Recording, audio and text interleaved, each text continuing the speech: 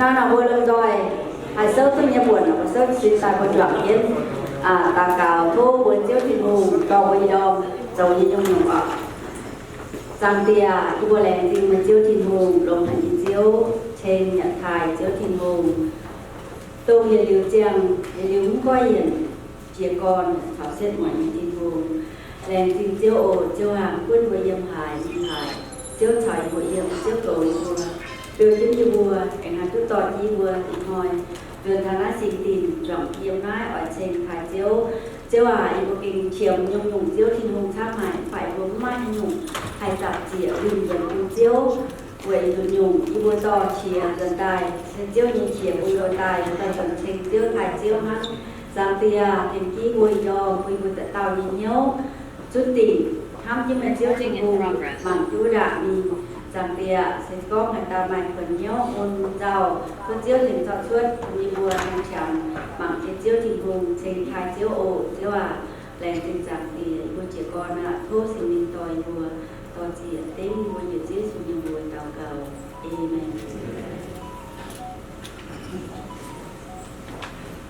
Khi họ đọc họ dịch xuống chữ băng như vua số chữ phạt là ít điều dung lùng đĩa màn quay như màu phình nghiền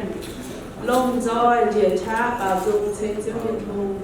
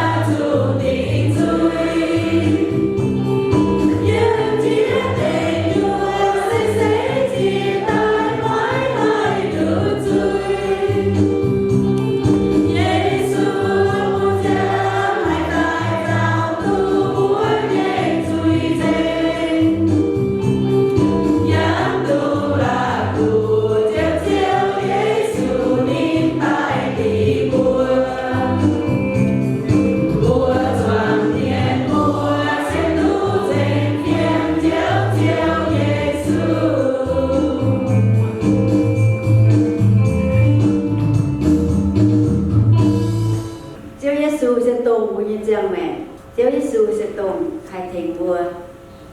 thảo bộ dâm tùng một quang tụi nên khâu nặng Chúa để hai thầy vua